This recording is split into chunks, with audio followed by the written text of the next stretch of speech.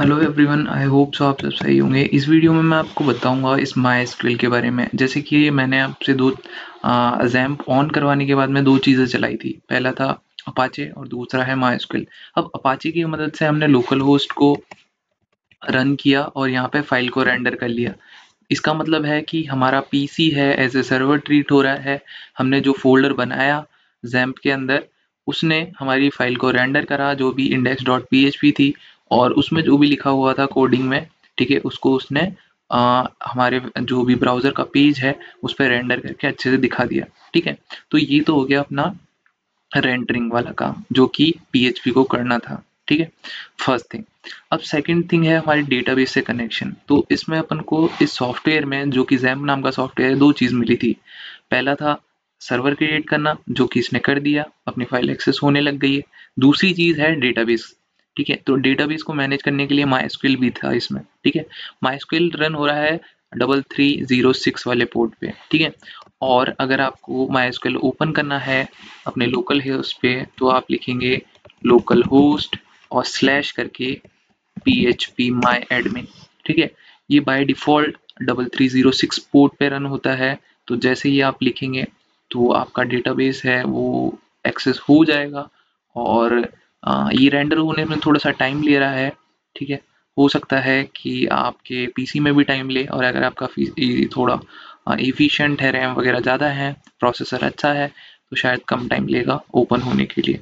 एक बार ये ओपन हो जाए फिर मैं आपको दिखाऊंगा कि इसके अंदर कैसे अब यहाँ पे आप देख सकते हैं मेरे पास बहुत सारे डेटाबेस हैं। अब डेटाबेस का मतलब क्या होता है, देखो यार, जैसे आप एक स्कूल की साइट ओन करते हैं, ठीक है, तो आपको एक डेटाबेस बनाना पड़ेगा स्कूल नाम से। ठीक है, जैसे कि केवी, है ना, स्कूल, इस नाम से मैंने एक डेटाबेस बना लिया। ठीक है, और यहाँ पे मैं डेटाबेस का नाम दूंगा और क्रिएट कर लूंगा।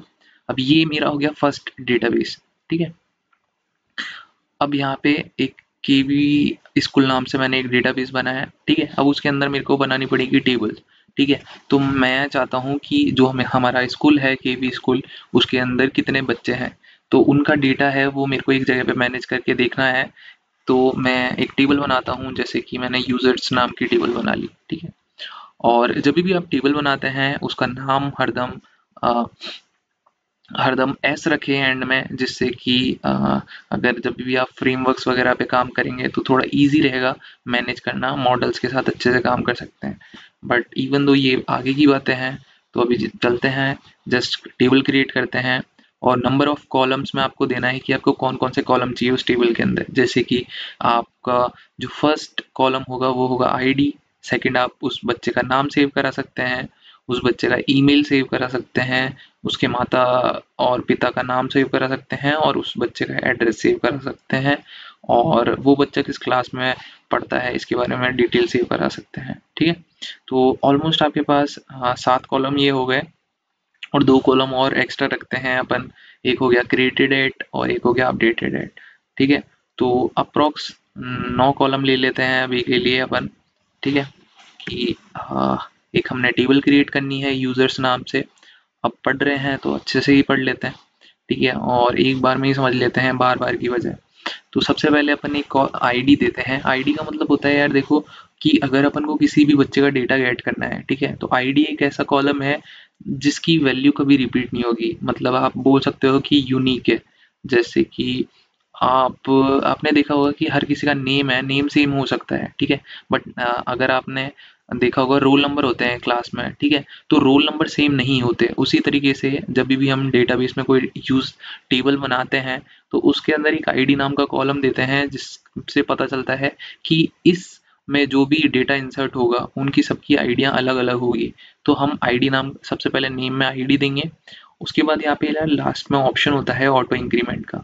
इसका मतलब है कि इसकी वैल्यू हरदम ये प्राइमरी की है, और इसकी वैल्यू कभी भी सेम नहीं हो सकती। डिफॉल्ट में नल रखेंगे अपन, जिससे कि अपने को एरर नहीं आएगी आगे चल के। ठीक है, सेकंड अपन रखते हैं कि हमको उस बच्चे का नेम भी सेव कराना है। थर्ड हम रख देते हैं कि उस बच्चे का कोई ईमेल होगा।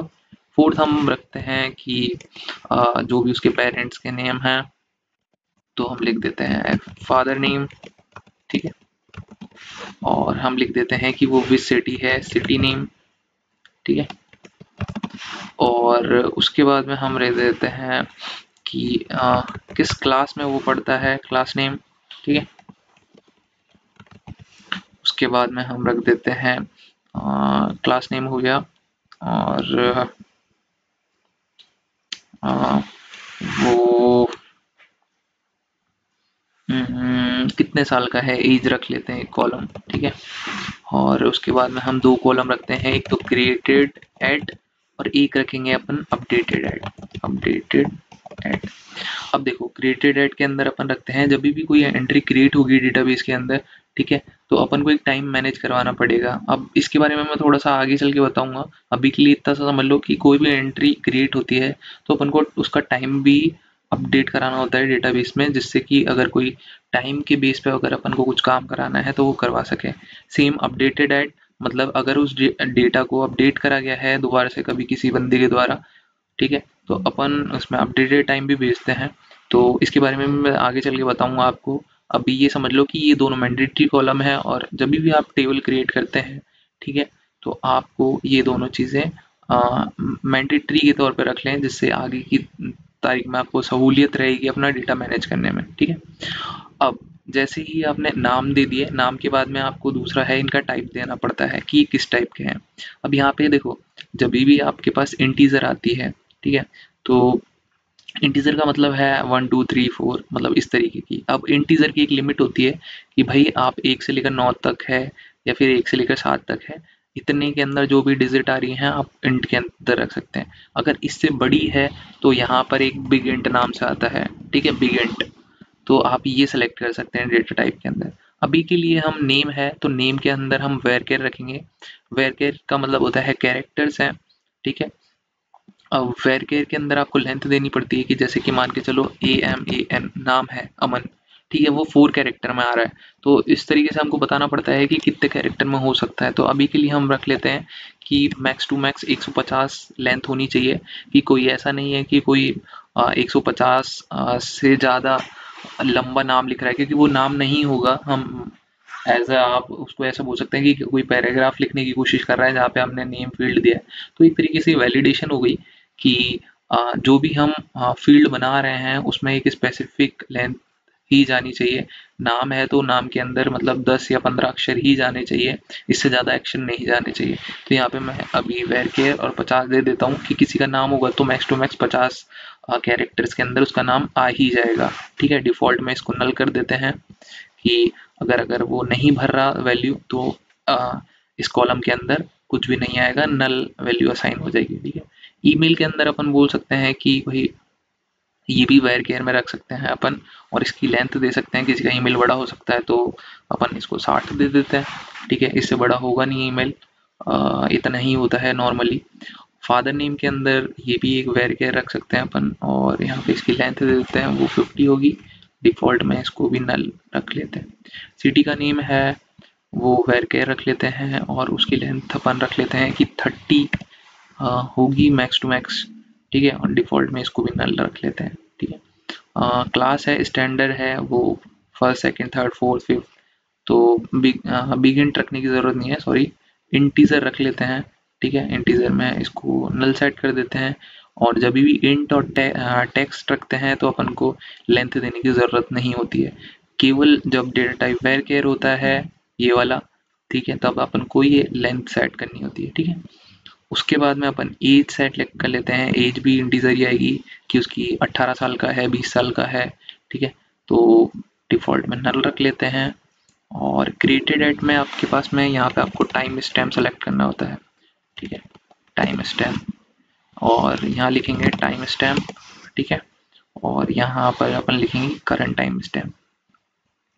ठीक है, तो जब भी आप एंट्री करेंगे अगर आप ये डेटा सेव नहीं कराएंगे तो भी वो डायरेक्ट करंट टाइम स्टैम्प जो भी आपका सर्वर का टाइम है वो आपकी टेबल में इंसर्ट कर देगा। फिर उसके बाद में आपको सेव पे क्लिक करना है तो आपकी टेबल क्रिएट हो जाएगी। जैसे ही आपकी टेबल क्रिएट होती है आपको दिख जाएगा कि केवी स्कूल है, राइट, हाँ लेफ्ट हैंड साइड में देखना केवी स्कूल है, यहाँ पर आपको यूजर्स नाम की टेबल है जो आपने क्रिएट करी है वो दिख जाएगी। ठीक है, आप इसका स्ट्रक्चर देख सकते हैं यहाँ पे। अगर आपको कुछ एडिट करना है, जैसे कि आपको नाम चेंज करना है कि नेम की जगह आपको स्पेलिंग मिस्टेक हो गई है क्रिएट करते समय, तो यहाँ से आप चेंज भी कर सकते हैं एडिट पे क्लिक करके। ठीक है, एडिट तो आपने सबने यूज़ कर ही रखा होगा। ये ड्रॉप का मतलब है कि अगर आपको कॉलम है कोई वो डिलीट करना है, हाँ, तो आप ड्रॉप कर सकते हैं इस कॉलम को। ठीक है, ये वाली चीज़ें हैं। अब यहाँ पे स्ट्रक्चर से ब्राउज वाले टैब पे मूव होंगे तो आपको यहाँ पर दिख जाएगा कि ID, name, email, father name, city, class name, age, created at, updated. आपने इतने सारे कॉलम्स बनाए हैं डेटाबेस में एक टेबल क्रिएट करके, तो आई होप सो आपने आपकी फर्स्ट टेबल है वो क्रिएट कर ली है। आपने बैकएंड में एक टेबल बनाना सीख गए हैं आप। और अब आप इसके अंदर डेटा कैसे इंसर्ट करते हैं, ठीक है, मैनुअली बता रहा हूँ अभी। ठीक है, जिससे कि आपको थोड़ा सा क्लियर हो जाए कि आपने अभी तक डेटाबेस क्रिएट करना सीख चुके हैं, आप टेबल क्रिएट करना सीख चुके हैं, टेबल कैसे क्रिएट की जाती है। ठीक है, इसके बारे में बेसिक आइडिया आ गया है। अब आपको एक इंसर्ट रिकॉर्ड करके बता देता हूँ। ठीक है, तो आपको थोड़ा सा और क्लियर हो जाएगा।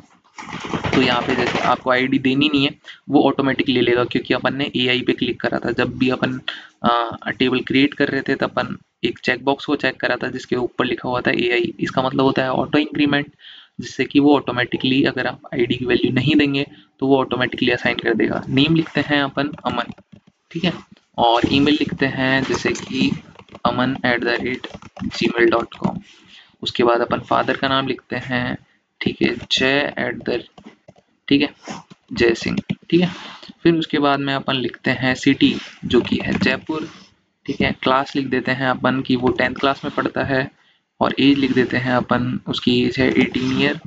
ठीक है, क्रिएटेड एट में अपन करंट टाइम दे देते हैं। ठीक है,